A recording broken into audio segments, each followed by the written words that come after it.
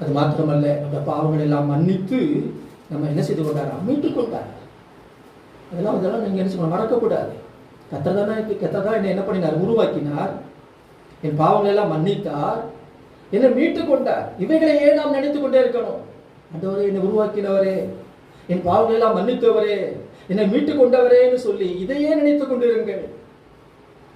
கர்த்தர் நம்மை ஒருபோதும் மறக்க மாட்டார். ஆமென். கர்த்தர் நம்மை ஒருபோதும் மறக்க மாட்டார்.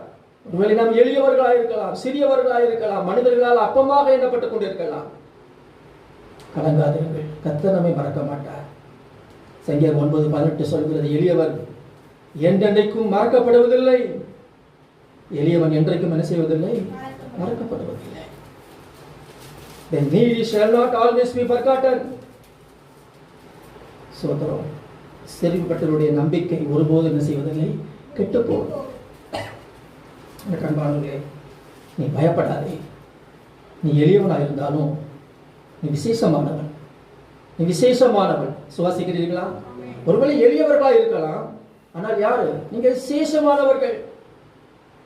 கர்த்தருடைய பார்வையிலே நீங்கள் நான் விசேஷித்தமானவர்களாக இருக்கிறோம். ஆகவே நீங்கள் என்ன செய்யாதிருங்கள்? கலங்காதிருங்கள். தைரியமாய் மனுஷனுக்கு முன்பாக கர்த்தரை அறிக்கை பண்ணுங்கள். ஆமென்.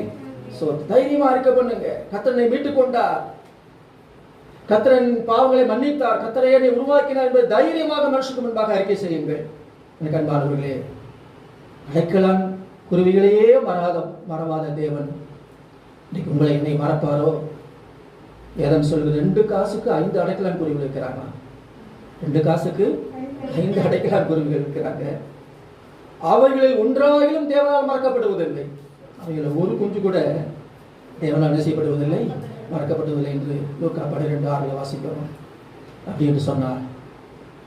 தேவன் உங்களை மறந்து விடுவாரோ? மறக்க மாட்டார். தலையில் முடியெல்லாம் அவர் எண்ணி வச்சிருக்கிறார்.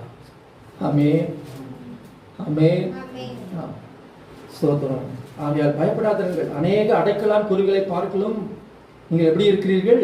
விசேஷித்தவர்களாக இருக்கிறீர்கள். அல்லேலூயா. விசேஷித்தவர்களாக இருக்கிறீர்கள் என்று சொல்லப்பட்டிருக்கிறது. அப்போ தைரியமாக அறிக்கை பண்ணுங்க. மனுஷனுக்கு முன்பாக அறிக்கை பண்ணுங்க. ஆண்டவர் நம்மையும் குறித்து தேவதூதருக்கு முன்பாக என்ன செய்வார்? அறிக்கை செய்வார். எனக்கு அன்பானவர்களே, ஆகவே கர்த்தர் நம்மை மறவாதவர். 2வது நம்ம பார்க்கிறோம், நம்முடைய கூப்பிடுதலை அவர் மறவார். நம்மை மறக்க மாட்டார். 2வது நம்முடைய கூப்பிடுதல், அதாவது நம்முடைய ஜெபத்துக்கு அவர் பதில் கொடுப்பார்.